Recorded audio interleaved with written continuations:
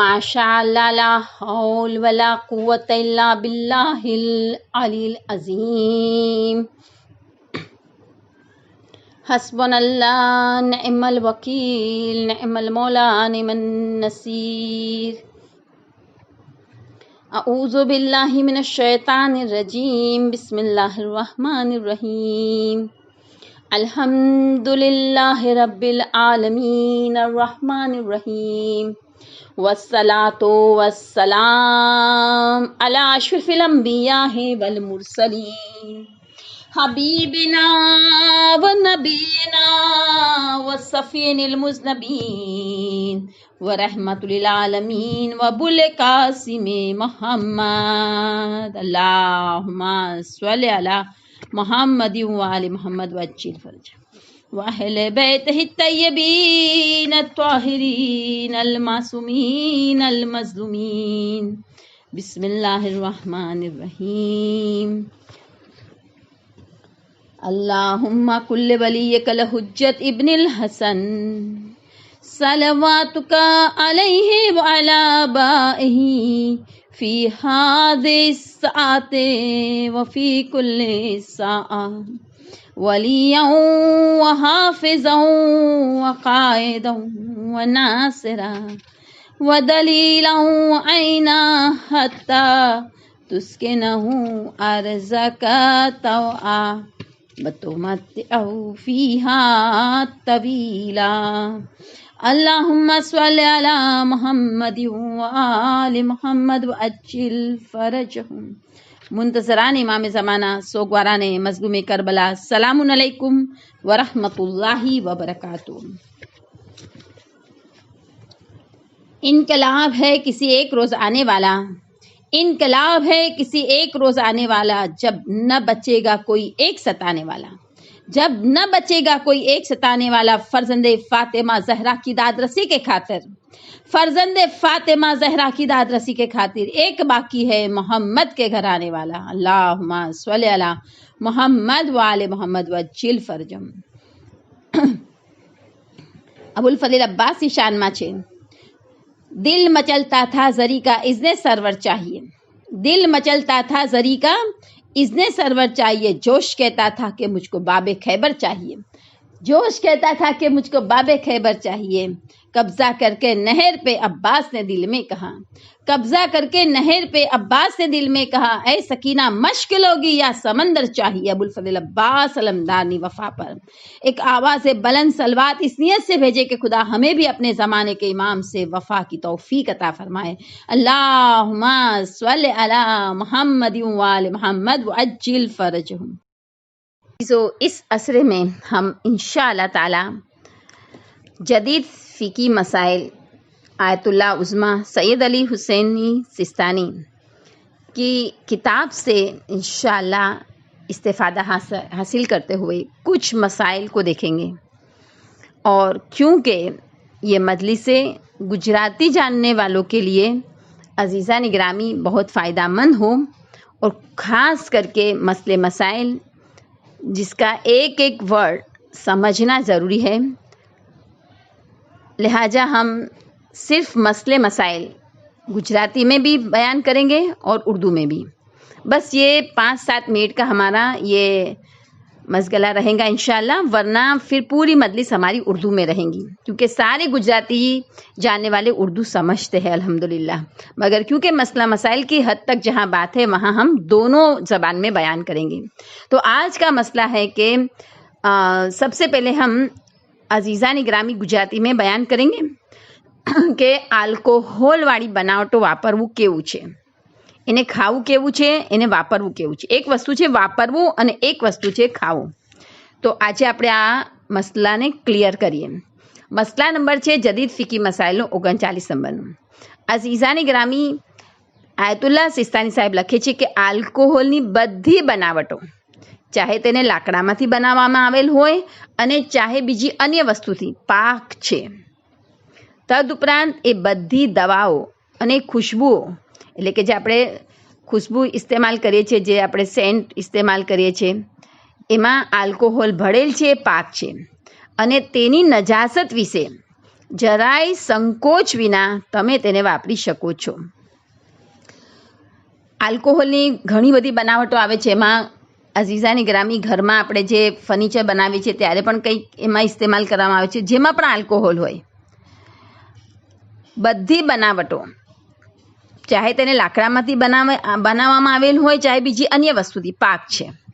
તો અઝીઝાની ગ્રામી આ પાક હોય એ મસલો આપણને યાદ હોવો જોઈએ કે આલ્કોહોલની બધી બનાવટો, ચાહે તેને લાકડામાંથી બનાવવામાં આવેલ હોય અથવા અન્ય વસ્તુ, પાક છે. અને બધી દવાઓ અને ખુશ્બુ જે આપણે સેન્ટ ઇસ્તેમાલ કરે છે જેમાં આલ્કોહોલ ભળેલ હોય છે એ પાક છે. અને તેની નજાસત વિશે જરાય संकोच विना તમે તેને વાપરી શકો છો. तो अजीज़ानी ग्रामी, जो सवाल हमारे पास आता है कि क्या परफ्यूम जिसमें अल्कोहल है हम इस्तेमाल कर सकते हैं, क्या हम नमाज में इस्तेमाल कर सकते हैं, तो कोई टेंशन लेने की ज़रूरत नहीं है. अल्कोहल की बनी हुई सारी चीज़ें पाक हैं. और ये सेंट जो हम इस्तेमाल करते हैं, परफ्यूम इस्तेमाल करते हैं जिसमें अल्कोहल होता है, हम कोई भी टेंशन बगैर बिला झिझक इस्तेमाल कर सकते हैं. जो सवाब हमें अत्तर लगाने का मिल रहा है नमाज में, वो के 2 रकात नमाज का सवाब 70 रकात नमाज का है, तो वही सवाब इंशाअल्लाह ताला हमको सेंट लगाएंगे तो भी मिलेगा, परफ्यूम लगाएंगे तो भी मिलेगा जिसमें अल्कोहल है. अब रही खाने की बात. તો એ જ મસલામાં આગળ છે. જો તેમાં આલ્કોહોલનું પ્રમાણ ઘણું ઓછું હોય, દાખલા તરીકે 2% હોય, ઘણી ખાંસીની દવામાં વગેરેમાં અઝીઝાની ગ્રામી 2% હોય છે, તો એ ખાઈ શકાય કે નહીં? જવાબ છે ખાઈ શકાય.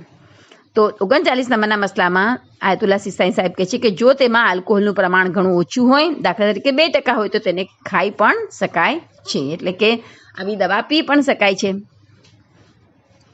હલાલ હોવું અને ખાવું જાયજ હોવું બંને અલગ વાત છે.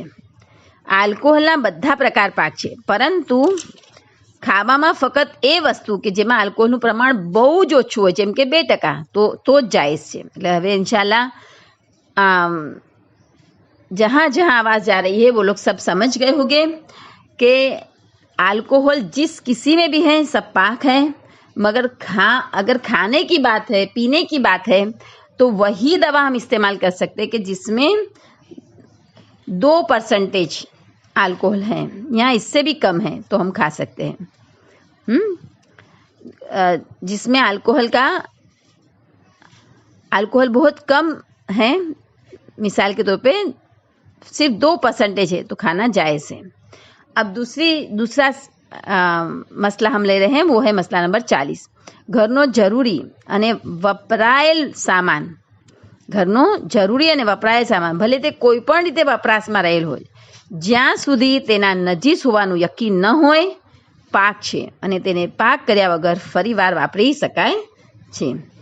तो ये तो एकदम आसान मसला है कि घर का सारा सामान भले कोई भी किसी भी तरह से इस्तेमाल में हम ले रहे हैं, जब तक उसके नजीस होने का यकीन न हो, उस सामान को हम पाक गिनेंगे और उसे पाक किए बगैर फिर इस्तेमाल कर सकते हैं.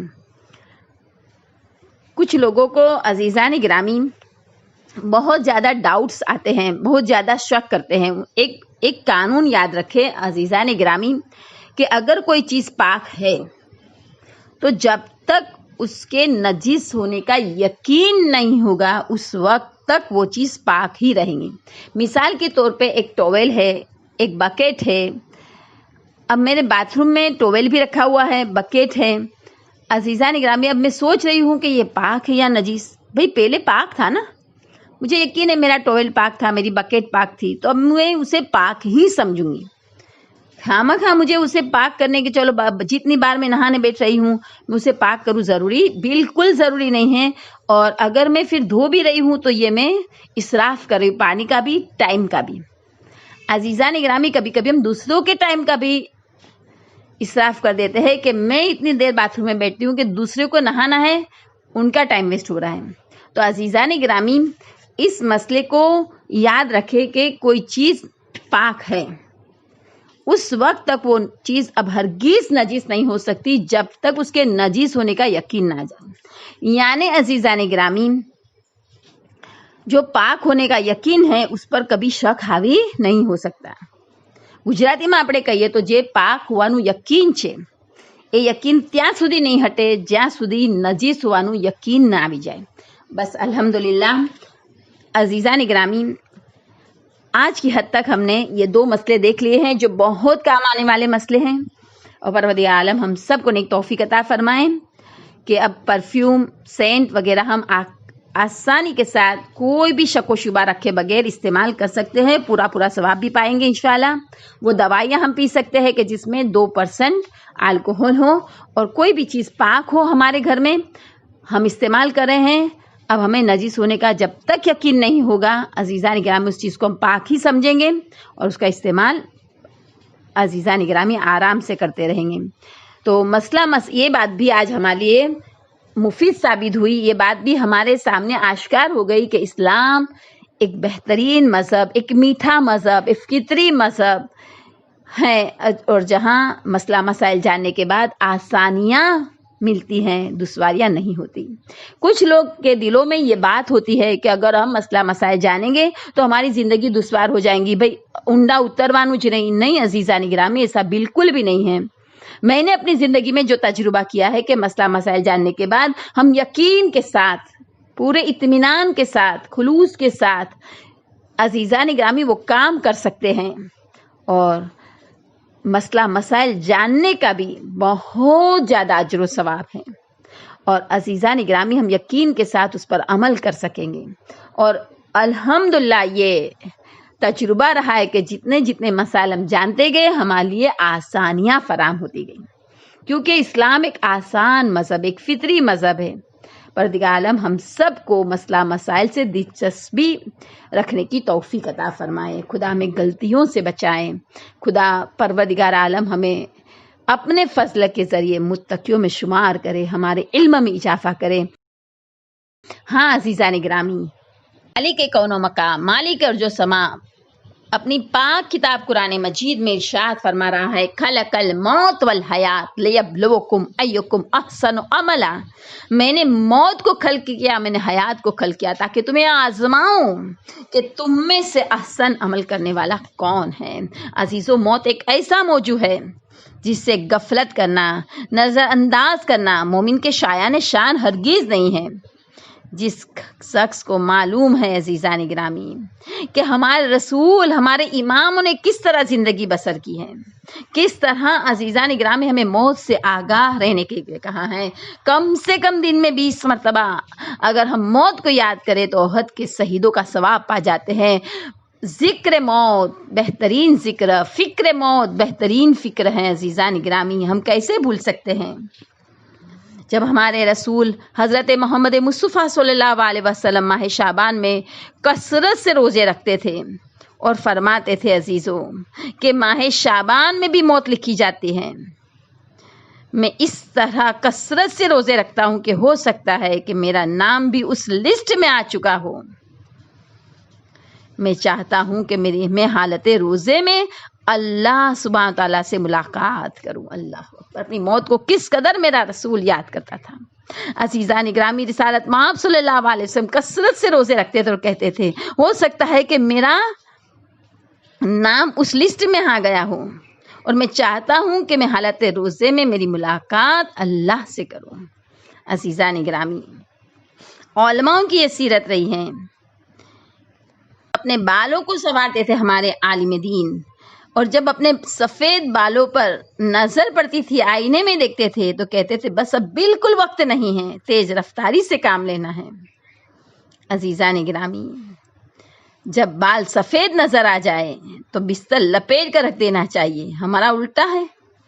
हम सोचते હવે અમે બુઢા થઈ ગયા છે, હવે અમારી ઉંમર થઈ ગઈ છે, હવે આરામ કરવાની જરૂર છે. नहीं अज़ीज़ान गिरामी, ये दुनिया आखिरत की खेती है. जितना खेती कर सके कर ले, फिर इंशाल्लाह आखिरत में आराम ही आराम है. यहाँ हम आराम करने आए ही नहीं तो कैसे आराम करेंगे. अज़ीज़ान गिरामी, रिटायर्ड होकर सुकून लेना चाहते हैं? नहीं नहीं नहीं अज़ीज़ान गिरामी. हाँ, हमारा हाल ये है कि हम अपने सफ़ेद बालों को देखते हैं तो हम फ़ौरन ये फ़िक्र करने लगते हैं कि इसको किसी भी तरह कलर कर दें. अच्छी बात है अज़ीज़ान गिरामी, کہ ہم کلر کریں، ہم مہندی لگائیں، کوئی بری بات نہیں ہے، اس کا بھی بے حد اجر و ثواب ہے، مگر عزیزان گرامی صرف ہم اپنے ظاہر کو سنوارتے رہیں، اپنے باطن کو نہ سنواریں تو یقیناً عزیزان گرامی یہ ہماری بہت بڑی غلطی ہوگی عزیزوں۔ علماء دین اگر یہ کر رہے ہیں کہ اپنے سفید بالوں کو آئینے میں دیکھ کر کہتے ہیں کہ بس اب آرام کا وقت ختم ہو چکا ہے، مجھے تیز رفتاری سے کام لینا ہے، مجھے اپنا بستر لپیٹ دینا ہے، تو ہمیں ان سے سبق تو حاصل ہی کرنا ہے عزیزان گرامی۔ ہم نہیں سوچ سکتے کہ ہمیں آرام ہی آرام کرنا ہے۔ ابھی آپ اس وقت مجلس سن رہے ہیں آپ کے آرام کو چھوڑ کر، کیوں؟ اس لیے کہ علم حاصل کریں گے تو انشاءاللہ عمل بھی کریں گے۔ ہم اپنی آخرت کی کھیتی کو سنوار رہے ہیں عزیزان گرامی، آخرت کو سنوار رہے ہیں، اور دنیا آخرت کی کھیتی ہے عزیزان گرامی۔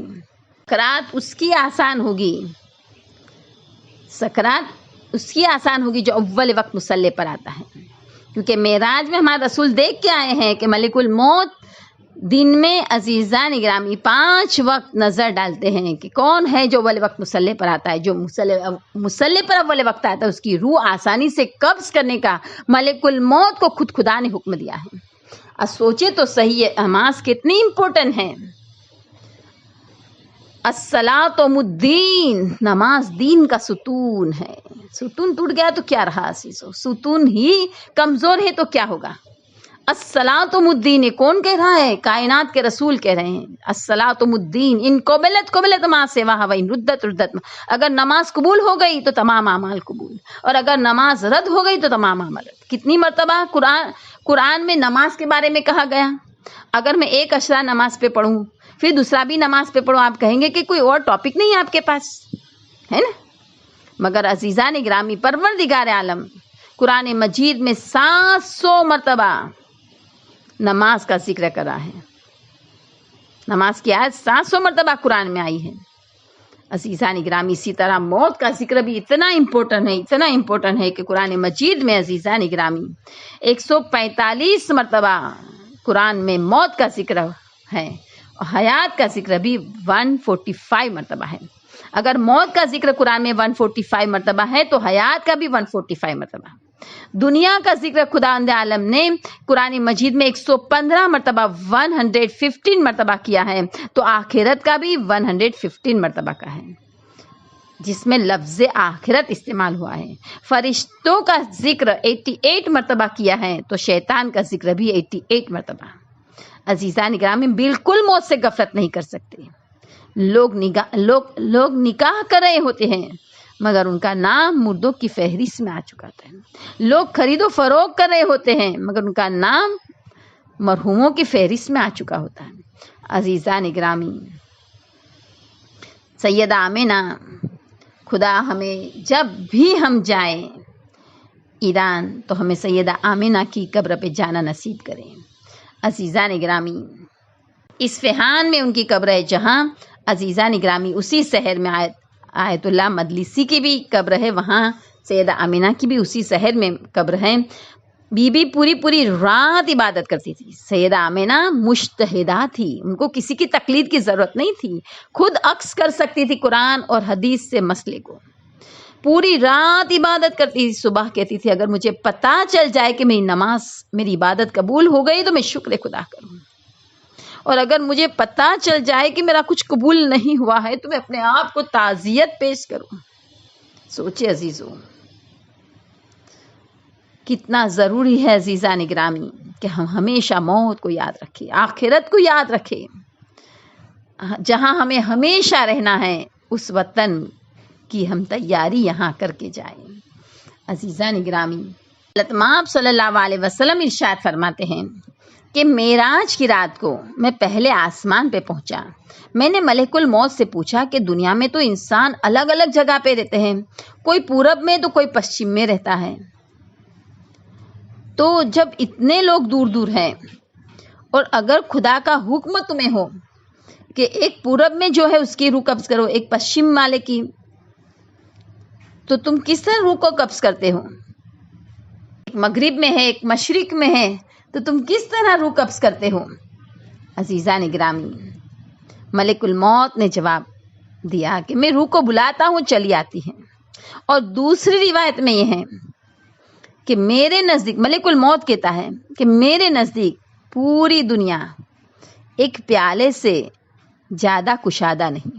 یعنی میرے نزدیک یہ دنیا ایک کٹورے کے مانند ہے، ایک پیالے کے مانند ہے، ایک باؤل کے مانند ہے. جس طرح ایک انسان ایک پیالے سے جو چیز چاہے لے سکتا ہے. مثال کے طور پہ میرے سامنے ایک باؤل رکھا ہے، اس میں سنگ بھی ہے، چنے بھی ہے، کاجو بھی ہے، بادام بھی ہے، میں جو چاہوں گی اس میں سے کھا سکتی ہوں. ملک الموت کہتا ہے کہ میں بس اسی طرح میں جو چیز چاہوں اس کٹورے سے لے سکتا ہوں. اگر پروردگار عالم دنیا کے کسی بھی کونے میں بسنے والے کی روح مجھے قبض کرنے کا حکم دیتا ہے تو میں کر سکتا ہوں. اور یہ سیدھی سیدھی بات ہے کہ جب اللہ سبحانہ تعالیٰ کسی کام کے لیے کسی کو مقرر کرتا ہے تو وہ طاقت بھی دے ہی دے گا. کیونکہ ہمیں عزیزان گرامی اللہ کی قدرت پہ بھروسہ ہونا چاہیے کہ پروردگار عالم نے ملک الموت کو جب یہ کام سپرد کیا ہے تو اس کام کو کرنے کی طاقت بھی وہی دے گا. اور اللہ انک علی کل شیء قدیر ہے. اور یہاں یہ بھی کہا ہے عزیزان گرامی کہ ملک الموت نے کہا کہ میرے نزدیک ایک کوئن کے مانند ہے یہ دنیا. جس طرح میرے ہاتھ میں ایک کوئن ہو تو میں جس طرح چاہوں اسے پھرا سکتا ہوں، اسی طرح میں دنیا کے لوگوں کی روح قبض کرنا چاہوں تو کر سکتا ہوں. عزیزان گرامی، جب ملک الموت انسان کی روح کو اس کے جسم سے نکالتا ہے تو سب کی ایک طریقے سے نہیں نکالتا. عزیزان گرامی، جو محب اہل بیت ہوتا ہے اس کی روح بدن میں سے اتنی آسانی کے ساتھ نکالتا ہے ملک الموت کہ اسے بالکل ایجا نہیں ہونے دیتا. ایسا اس طرح اس کے جسم سے روح کو نکالتا ہے کہ جیسے عزیزان گرامی بٹر میں سے بال کو نکال دے. یعنی اتنی آسانی کے ساتھ روح نکالتا ہے، اسے بالکل تکلیف نہیں ہونے دیتا. مگر جب کافروں کی اور سخت گنہگاروں کی روح نکالنے کی بات ہوتی ہے تو اسے اتنی تکلیف ہوتی ہے کہ ایک ریشمی کپڑے کو ایک جھاڑی میں ڈال دیا جائے اور پھر اسے کھینچا جائے یہاں تک کہ اس کے ایک ایک تار الگ ہو جائے. عزیزان گرامی، یہ کوئی نہیں سمجھ سکتا. اور مثال کے لیے دینے کو تو ٹھیک ہے، مگر عزیزان گرامی ہم دعا کریں پروردگار عالم اپنے فضل کے طفیل میں، اپنے رحم و کرم کے صدقے میں ہماری روح کو آسانی کے ساتھ قبض کرے. تو عزیزان گرامی، اللہ سبحانہ تعالیٰ اتنا کریم ہے کہ جو اہل بیت علیہ السلام کا محب ہے اس کی بخشش کے بہت سارے ذریعے اس نے لکھے ہیں. مثال کے طور پہ اگر خدا نہ خواستہ محب اہل بیت سے کوئی گناہ ہو گیا تو پروردگار عالم اسے بیماری میں، بلا میں، مصیبت میں پھنساتا ہے. اس پر بیماری بھیجتا ہے، بلا بھیجتا ہے، آفتیں بھیجتا ہے، مصیبتیں بھیجتا ہے، اور اتنی بھیجتا ہے کہ اس کا ایک گناہ باقی نہیں رہ جاتا. یا پھر وہ کسی کا محتاج ہو جاتا ہے، یا کوئی پریشانی میں مبتلا ہو جاتا ہے، یا کوئی دشمن کی طرف سے اسے ایجا پہنچتی ہے، یا کوئی وہ غیبت اور بہتان کا شکار ہو جاتا ہے. یہ سب کیوں ہوتا ہے عزیزان گرامی؟ کیونکہ اس نے گناہ کیے ہیں، اور اس گناہ کی عزیزان گرامی سزا خدا یہی دے دینا چاہتا ہے. خدا چاہتا ہے کہ میرا مومن بندہ جب میری بارگاہ میں آئے تو اس کے سارے گناہ بخش دیے گئے ہو. اللہ اکبر. اسی لیے تو میرے چوتھے امام کے جملے ملتے عزیزوں. میرا چوتھا امام کہتا ہے پروردگار تیرا کتنا شکر ہے کہ چھوٹی چھوٹی بیماریاں، بڑے بڑے گناہوں کے بوجھ کو، چھوٹی چھوٹی بیماریاں بڑے بڑے گناہ کے بوجھ کو پشت پر سے اتار کر پھینک دیتی ہے. تو عزیزان گرامی، ہم نہیں اللہ کے کرم کا اندازہ لگا سکتے. یہ ہماری عزیزان گرامی سوچ سے باہر کی بات ہے. ہم نہیں سمجھ سکتے کہ ایک دل میں رنج پہنچا. مثال کے طور پہ میرے پاس 2,000 کی 10 نوٹ تھی، میں نے گنی 9 نکلی۔ تھوڑی دیر کے لیے میرے دل میں ایک دم ایک جھٹکا لگا کہ یا اللہ، ابھی میں نے 10 رکھی تھی، 9 کیسے ہو گئی؟ یہ جھٹکا لگنا عزیزان گرامی یہ بھی گناہ کو بخش دیتا ہے۔ ایک ٹھوکر لگی یہ بھی گناہوں کو بخشش کا سبب بن جاتا ہے۔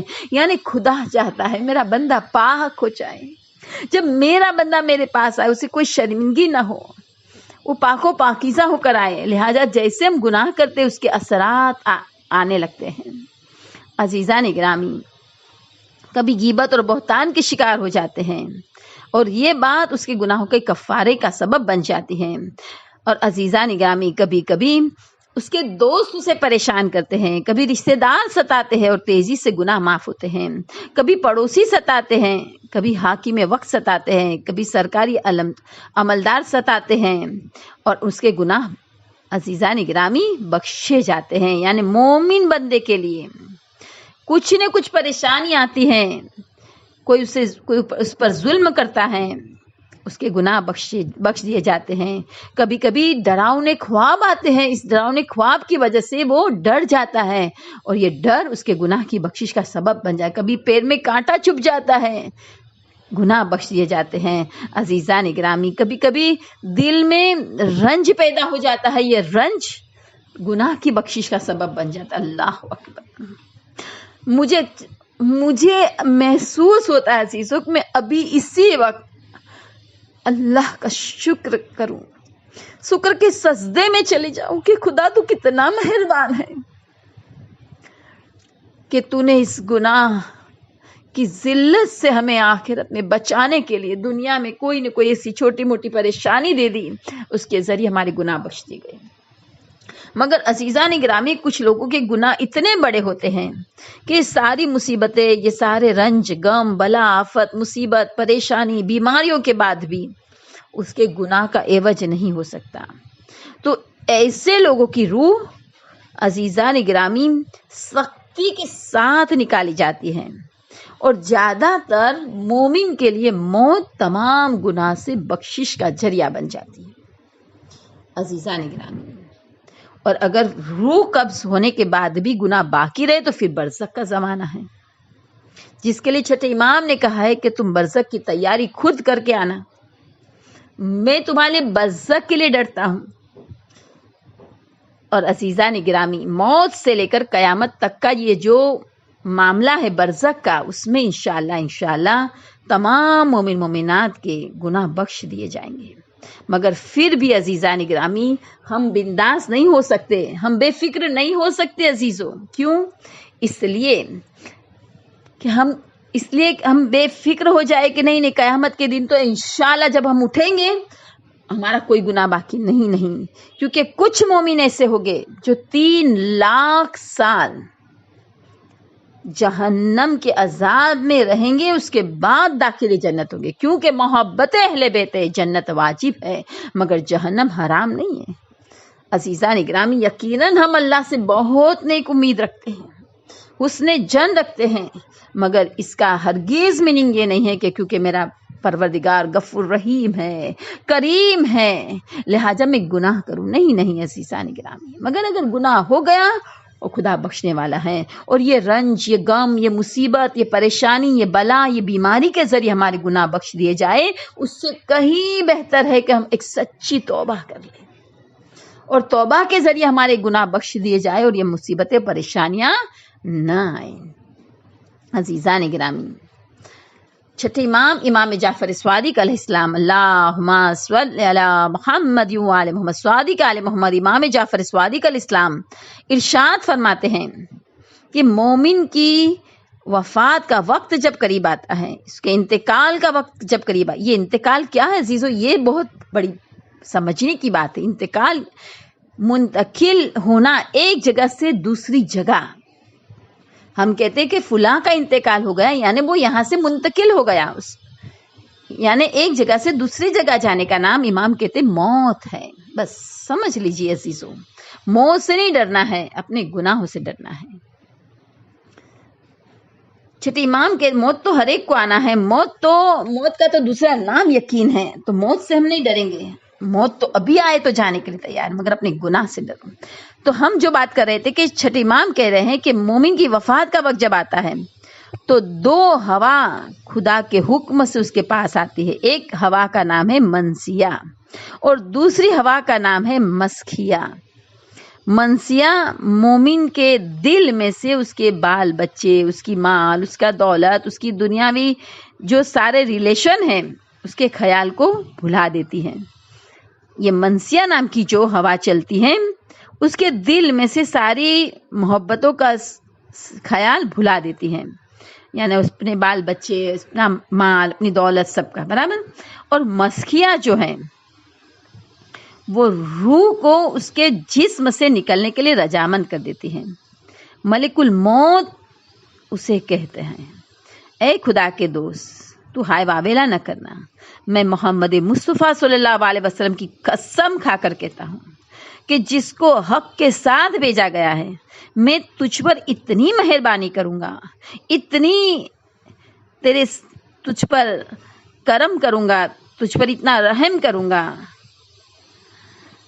اور تیرے لیے اتنی آسانی کروں گا کہ تیرے باپ سے زیادہ مہربانی کروں گا۔ اللہ اکبر۔ کون کہے گا؟ ملک الموت مومن بندے کو کہے گا۔ تو اپنی آنکھوں کو کھول کے دیکھ تو صحیح کہ تیرے سرانے کون کون کھڑا ہے۔ اللہ اکبر۔ دیکھیں کس طرح مومن بندے کو آمادہ کیا جائے گا موت کے لیے۔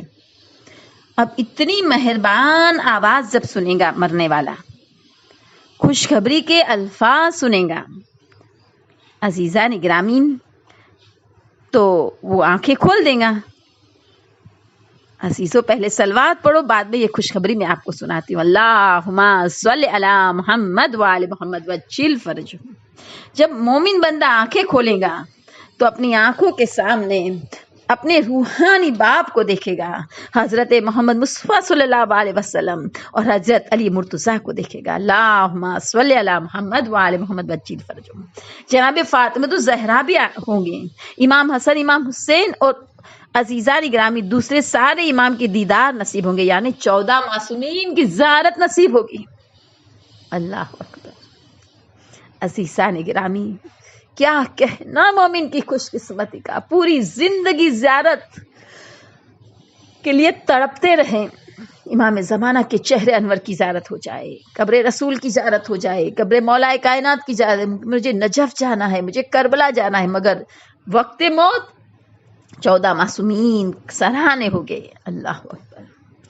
عزیزان گرامی اب وہ اتنا زیادہ خوش ہو جائے گا مرنے والا، اب اسرائیل تعارف کرائے گا اور کہیں گا کہ تجھے ان بزرگوں کی خدمت میں رہنا ملے گا اگر تو اس دنیا کو چھوڑ دے گا۔ اور آواز قدرت آئے گی، یا ایھا النفس المطمئنہ ارجعی الی ربک راضیۃ مرضیہ فادخلی فی عبادی وادخلی جنتی۔ اللہ اکبر۔ عزیزو سورہ فجر کی یہ آیت کہا جائے گا، یا ایھا النفس المطمئنہ، اطمینان پانے والے نفس، پلٹ آ اپنے رب کی طرف اس حالت میں کہ تیرا رب تجھ سے راضی ہو، تو اپنے رب سے راضی ہو، میری بندوں میں داخل ہو جا اور میری جنت میں داخل ہو جا۔ سوچے مرنے والے کی خوشی کو کوئی انتہا نہیں ہوگی، خود کہے گا میرے جسم میں سے جلدی سے روح کو نکالو۔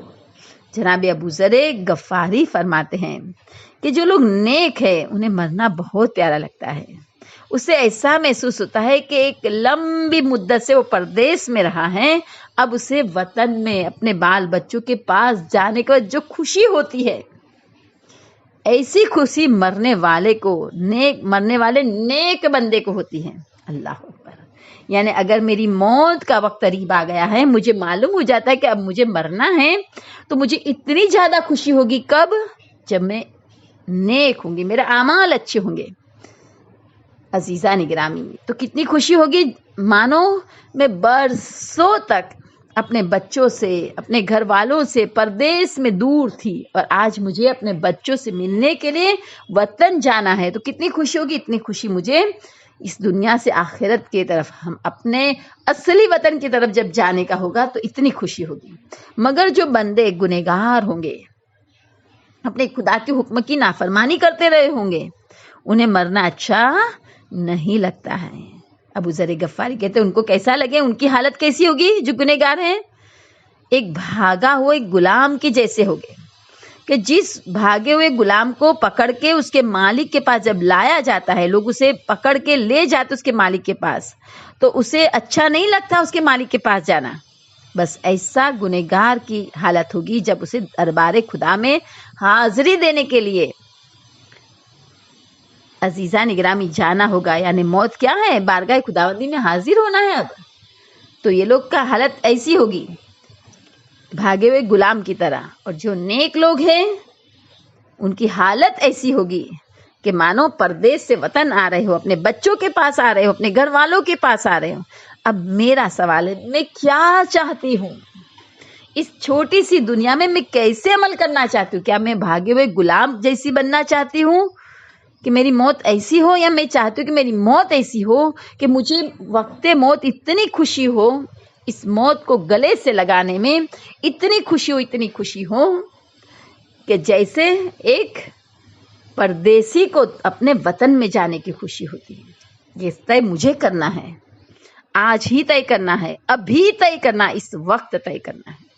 जो परहेजगार मोमिन की रूह कब्ज की जाएगी तो उसे अलग अलग राहत देने वाली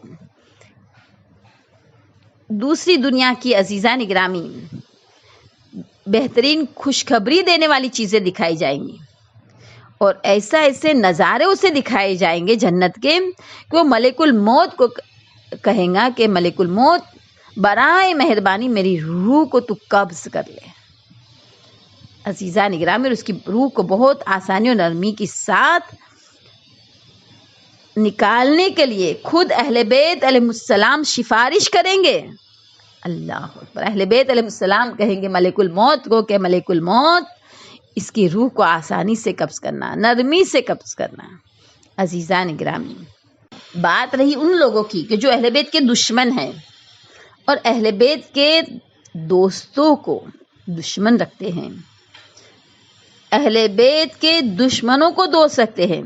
उनकी रूह कब्ज करने के लिए जब मलिकुल मौत आएगा तो जिन लोगों को पेशवा मानते होंगे अजीजा निगरामी, वो तो अजाब में गिरफ्तार होंगे, मगर खुदा हुक्म देगा और उनके गलत पेशवा, उनके गलत खलीफा, उनके जिन पर अजाब हो रहा है, जिनकी सूरत डरावनी हो गई है, उनको भेजेगा।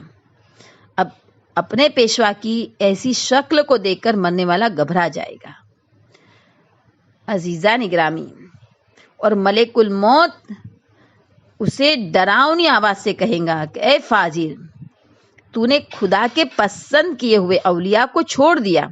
खुदा ने जो औलिया को बनाया था, खुदा ने जिसको इमाम बनाया था, तूने उसको छोड़ दिया। जो खुद बन बैठे थे खलीफा, उनको तू मानता था। ए फाजिर, तू खुदा के दुश्मनों को मानता था, उनको अच्छे जानता था। ये तेरे पेशवा तेरे सामने हाजिर है। अब तू जो कि वो लोग कैसी हालत में हैं कि तुझे कोई काम आ सके ऐसा नहीं है, तुझे अजाब से छुड़ा भी नहीं सकते हैं, न उनको वो ताकत है। खुद अपने आप को जो अजाब से नहीं छुड़ा सके, वो तुझे क्या छुड़ाएंगे? खुद अपने कामों की वजह से वो लोग अजाब में गिरफ्तार हैं। और अजीजा निगरामी, फिर मलिकुल मौत उसकी रूह को कहेंगे कि चल बाहर निकल। और अजीजा निगरामी, ऐसा अजाब उन लोगों पर आएगा कि जिन लोगों ने हक इमाम को छोड़ के दूसरों को खलीफा बनाया था, कि अजीजा निगरामी, ऐसा अजाब होगा उन लोगों पर कि अगर पूरी दुनिया में उसके अजाब को बांट दिया जाए तो सबके सब हलाक हो जाए। और मोतबर हदीसों में भी ये बात हमें जानने मिलती है कि हर इंसान, भले वो मोमिन हो कि मुनाफिक हो, उसकी रूह निकलने के वक्त रसूल खुदा सल्लल्लाहु अलैहि वसल्लम, अल्लाहुम्मा सल्ली अला मुहम्मद व आले मुहम्मद, और इमाम हाजिर रहते हैं। मोमिनों के लिए उसकी सकरात आसान होने की उनको खुशखबरी देते हैं, और मुनाफिकों को सख्त अजाब की बशारत देते हैं। सख्त अजाब की बशारत मुनाफिकों को देते हैं। अजीजा निगरामी, خود مولا کائنات علی بن ابی طالب علیہ السلام نے حارث ہمدانی کو بتایا تھا کہ حارث ہمدان کوئی بھی انسان جب مرتا ہے وہ مومن ہو یا منافق مجھے دیکھتا ہے۔ عزیزان گرامی، علماء عزیزان گرامی کس طرح مرنے کی تیاری کرتے تھے کہ انہیں نہ کھانے کی پرواہ ہوتی تھی نہ پانی کی پرواہ ہوتی تھی، اور اگر ان کے بچے ان کو کہتے تھے کہ بابا جان اپنے نفس پر رحم کر تو کہتے تھے کہ بس میں یہ اپنے نفس پر ہی تو رحم کر رہا ہوں۔ کچھ علماء ایسے گزرے ہمارے، پوری رات کو کہتے تھے یہ سجدے کی رات ہے، پوری رات سجدے میں گزار دیتے تھے، کبھی کہتے تھے آج رکوع کی رات ہے، پوری رات رکوع میں گزار دیتے تھے۔ اس لیے روتے تھے موت کو یاد کر کے کہ جب انہیں پوچھا گیا کیوں موت سے ڈرتے ہو، کہا اس موت سے نہیں ڈرتے، کہا اس لیے کہ مرنے کے بعد نماز شب نہیں ملیں گی۔ سوچی کتنا انس، کتنی محبت کی ہے ان لوگوں نے عبادت سے۔ عزیزان گرامی، کتنے گناہ سے ڈرتے مرد مومن، ایک مرد مومن سے حرام نظر ہو گئی، پوری زندگی کے لیے عہد کر لیا کہ اب میں پوری زندگی سر اٹھا کے نہیں دیکھوں گا۔ سوچے عزیزو، ایک شخص کسی کو ملنے کے لیے دوپہر کے وقت گئے تو وہ سوئے ہوئے تھے، زبان سے ایسے ہی نکل گیا کچھ سمجھے بوجھے کہ کوئی سونے کا وقت ہے، مگر پھر اتنا پچھتائے، اپنے نفس کی اتنی ملامت کی اپنے نفس کی کہ مجھے کیا حق تھا، ایک بیجا جملہ میری زبان سے نکلا ہی کیوں۔ سوچے ہم کتنا زیادہ بول لیتے ہیں، کتنا زیادہ ہم عزیزان گرامی کسی کی بھی غیبت کر لیتے ہیں، بدگمانی کر لیتے ہیں۔ عزیزو اس سب چیزوں کا جواب دینا ہے تو موت کی تیاری ہے یہ عزیزو، کہ ہم ایک ایک لمحے کو قیمتی سمجھے اور عزیزان گرامی اپنی آخرت کو سنوارتے رہے۔ ٹاپک حیات جاویدانی آخرت انشاءاللہ جاری و ساری رہے گا۔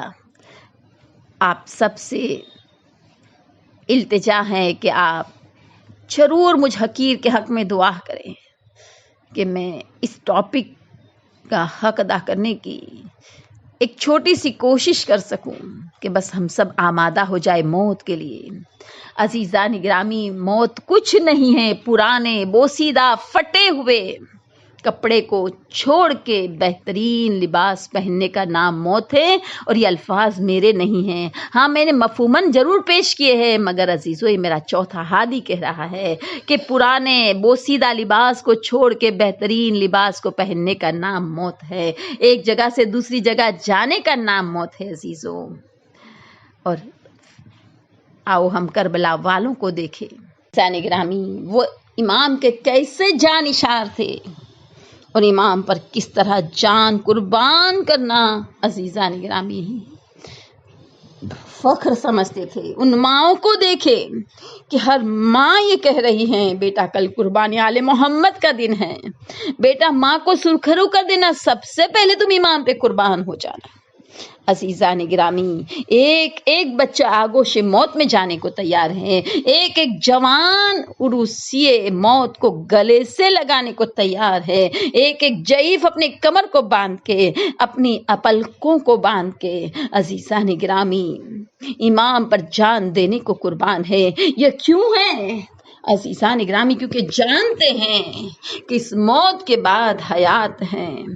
ہاں عزیزان گرامی، عاشور کے دن ان شہداء نے امتحان میں عزیزان گرامی کامیابی حاصل کر دی، مگر اس کے بعد جو امتحان شروع ہوا ہے وہ اسیروں کا امتحان شروع ہوا ہے۔ خدا آپ کو کسی غم میں نہ رلائے۔ پروردگار عالم ہمیشہ ہمیں غم حسین کو یاد رکھنے کی توفیق دے۔ چھٹے امام کہتے ہیں جو کوئی شخص مجلس میں بیٹھے اور ہمارا ذکر سنے تو جس دن تمام دل مر گئے ہوں گے اس دن اس کا دل زندہ رہے گا۔ عزیزان گرامی، اور اتنا ہی نہیں کہا کہ اس کا دل زندہ رہے گا، کہا قیامت میں ہمارا دوست ہوگا، اور جو روئے تو بہشت میں ہمارے جیسی اسے جگہ ملیں گی۔ اللہ اکبر! سوچے تو صحیح عزیزو، اس رونے کا کیا اجر ہے، مگر ہم جتنا روئے کم ہے۔ عزیزو، ہم ادا نہیں کر سکتے اس حق کو۔ سب سے زیادہ رونے والوں میں جن لوگوں کا نام ہے سر فہرست عزیزان گرامی، یعقوب ہے، جناب فاطمہ الزہرا سلام اللہ ہے، سید سجاد ہے۔ عزیزان گرامی، دو ہستیاں جوانی میں ضعیف ہو گئی، ایک فاطمہ زہرا سلام اللہ علیہ وسلم، ایک سید الساجدین۔ عزیزان گرامی، نے میرے مولا علی ابن الحسین سے سوال کیا تھا، مولا میں نے ابن زیاد کے دربار میں آپ کو بھی دیکھا، مولا آپ کے چچا مسلم ابن عقیل کو بھی دیکھا، مگر مجھے فرق نظر آیا۔ جب آپ کے چچا مسلم کو دیکھا تو وہ ہاشمی شیر کی طرح دربار ابن زیاد میں داخل ہوئے، سینہ تان کے کھڑے تھے، آنکھوں میں آنکھیں ملا کے کھڑے تھے، مگر مولا جب آپ کو دیکھا تو آپ کا سر جھکا ہوا تھا، آپ کی گردن جھکی ہوئی تھی۔ برداشت کر سکیں گے عزیزو تو میں وہ جواب بتاؤں کہ جو میرے مولا نے کہا؟ مولا نے کہا، پوچھنے والے تو نے انصاف نہیں کیا۔ جب میرا چچا مسلم ابن عقیل داخل ابن زیاد کے دربار میں ہوئے، اکیلے تھے، مگر ہائے جب میں داخل ہوا میرے ساتھ میری ماں، بہنیں، پھوپھیاں ننگے سر تھی، بے چادر تھی۔ یہی تو وجہ ہے عزیزان گرامی، جب منہال نے سوال کیا تھا مولا کب تک روئیے گا، کہا منہال تم نے انصاف نہیں کیا، یعقوب کے 12 فرزند تھے، صرف ایک یوسف ظاہری آنکھوں سے اوجھل تھے، علم نبوت سے جانتے تھے یوسف زندہ ہے، ملاقات ہوگی، مگر پھر بھی اتنا روئے، آنکھوں کی بینائی چلی گئی، ہائے میرے 18 یوسف کربلا میں مظلومی سے شہید کر دیے گئے۔ عزیزو، مجلس ختم ہو جانے کے بعد بھی ذرا غور کرنا، یہ 18 یوسف کون ہے؟ اس میں علی اکبر بھی ہے، علی اصغر بھی ہے، عزیزان گرامی اس میں قاسم بھی ہے اور محمد بھی ہے، اس میں علی اصغر بھی ہے۔ خدا آپ کے گھروں کو زہرا کی اجڑے گھر کے صدقے میں آباد رکھے۔ اگر ہمارے گھروں میں کسی ایک کا انتقال ہو جاتا ہے عزیزو، ہم کتنی بار روتے ہیں۔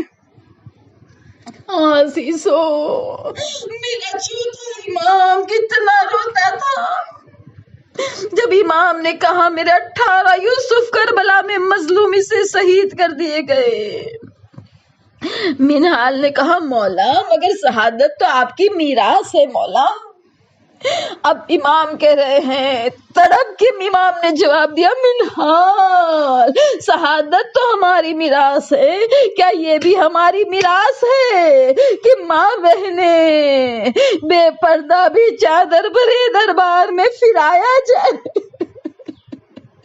جب تک زندہ رہے؟ بی بی زینب کی چادر پر میرا چوتھا امام خون کے آنسو روتا۔ جب بھی کسی نے پوچھا مولا سب سے زیادہ مصیبت کہاں پڑی تو میرا چوتھا امام کہتا تھا شام شام شام، ہائے وہ شام کا بازار، وہ شام کا دربار، وہ شام کا زندان۔ الا لعنت اللہ علی القوم الظالمین، انا للہ و انا الیہ راجعون۔ اللہم صلی علی محمد و آل محمد وعجل فرجہم۔ بسم اللہ الرحمن الرحیم۔ ہاتھوں کو اٹھا دیں۔ یا رب یا رب یا رب یا رب یا رب یا رب یا رب پروردگار، تڑپتے دل کے ساتھ، بہتے ہوئے آنسو کے ساتھ سب سے اہم دعا یہ ہے پروردگار ان تمام مظالم کے انتقام کے لیے تیری آخری حجت بقیت اللہ امام زمانہ کے ظہور میں تعجیل فرما، ہمیں ان کے اوان انصار تابع فرمان شیعہ سے بنا۔ پروردگار ہمارے امام کم سے راضی و خوشنود کر کے ہم پر احسان فرما، اپنے فضل سے نیک مومنوں میں ہمارا شمار کر۔ خدا جانکنی کے وقت سے لے کر قبر کی پہلی رات، فشار قبر، منکر نکیر کے سوال و جواب، عالم برزخ کا طولانی زمانہ، حشر نشر، پل صراط، میزان، ہر جگہ خدا ہم نے اپنے اعمال پہ کوئی بھروسہ نہیں کیا۔ خدا تجھے محمد اور آل محمد کا واسطہ، تجھے سیدہ کا حق کا واسطہ، ہمارے اور تمام مرحومین کی ان تمام مرحلوں میں پروردگار اپنے فضل سے کام لینا، عدل سے کام نہ لینا۔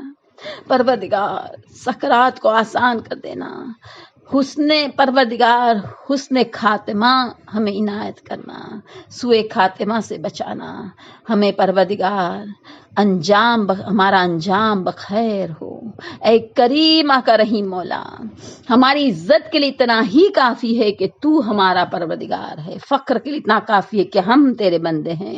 اے خدا تو ایسا ہے جیسا ہم چاہتے ہیں، ہمیں ایسا بنا دے جیسا تو چاہتا ہے۔ اس نے کیا پایا جس نے تجھے کھو دیا، اور اس نے کیا کھویا جس نے تجھے پا لیا، یا سریع الرضا، جلدی راضی ہو جانے والے اپنی گنہگار کنیزوں سے راضی ہو جا۔ ربنا تقبل منا انک انت السمیع العلیم، سبحان ربک رب العزت عما یصفون، وسلام علی المرسلین، والحمد للہ رب العالمین، برحمتک یا ارحم الراحمین۔ التماس ہے ایک سورہ فاتحہ کی۔ اعوذ باللہ من الشیطان الرجیم، بسم اللہ الرحمن الرحیم، الحمد للہ رب العالمین، الرحمن الرحیم، مالک یوم الدین، ایاک نعبد و ایاک نستعین، اہدنا الصراط المستقیم، صراط الذین انعمت علیہم، غیر المغضوب علیہم ولا الضالین۔ بسم اللہ الرحمن الرحیم، قل هو اللہ احد اللہ الصمد، لم یلد ولم یولد ولم یکن له کفوا احد۔ بسم اللہ الرحمن الرحیم، قل هو اللہ احد اللہ الصمد، لم یلد ولم یولد ولم یکن له کفوا احد۔ بسم اللہ الرحمن الرحیم، قل هو اللہ احد اللہ الصمد، لم یلد ولم یولد ولم یکن له کفوا احد۔ اللہم صلی علی محمد وآل محمد، اللہم صلی علی محمد وآل محمد، اللہم صلی علی محمد وآل محمد، اللہم صلی علی محمد وآل محمد، اللہم صلی علی محمد وآل محمد وعجل فرج میں سورہ فاتحہ۔ اس مسئلے مسائل، اس مجلس کا مصائب کا اجر و ثواب جو کچھ ذکر کیا ہے اس مجلسوں میں ہم نے بیٹھ کر، پروردگار اس مجلس کا اجر و ثواب، اس ذکر کا اجر و ثواب پنجتن پاک، 12 امام 14 معصوم 72 شہید، تمام اہل بیت، تمام اہل حرم، جناب مسلم علیہ السلام، فرزندان مسلم علیہ السلام، ارواح 1,24,000 پیغمبروں کو، خصوصاً شہزادی کونین مادر حسنین فاطمہ الزہرا صلی اللہ علیہ وسلم کو، ان کے خاندان کو ہدیہ کرتے، ان کے طفیل صدقے اور وسیلے میں کل مرحوم مومن مومنات، بانی مجلس اور حاضرین مجلس کے تمام مرحوم کو، اور خصوصاً خورشید بنت رجا حسین بھائی، حسن علی بھائی، رجب علی بھائی، حاجی حرجی بھائی، گلبان بنت محمد علی بھائی، رجا حسین بھائی جویر بھائی، نوربان بنت فاضل بھائی، وزیر بھائی رجا حسین بھائی، دلار حسین بھائی علی بھائی، رقیہ بنت محمد علی بھائی، تمام مرحوموں کو ایصال کرتے ہیں اور دعا کرتے ہیں پروردگار قبر والوں کو خوشی نصیب فرما، ان کے عالم برزخ کے زمانے کو چکمگا دے۔ پروردگار تجھے محمد اور آل محمد کا واسطہ دے کر ہم سوال کرتے ہیں کہ ہمارے مرحومین کو جوار معصومین میں جگہ عنایت فرما، ان کے پروردگار ان کے جو بھی حقوق اللہ حقوق الناس باقی رہ گئے ہوں اسے ادا کرنے کی توفیق عطا فرما، پروردگار اپنی خصوصی رحمت کی نظر ان پر عنایت فرما۔ ربنا تقبل منا انک انت السمیع العلیم، سبحان ربک رب العزت عما یصفون، وسلام علی المرسلین، والحمد للہ رب العالمین، برحمتک یا ارحم الراحمین۔ اللہم صلی علی محمد وآل محمد وعجل فرجہم۔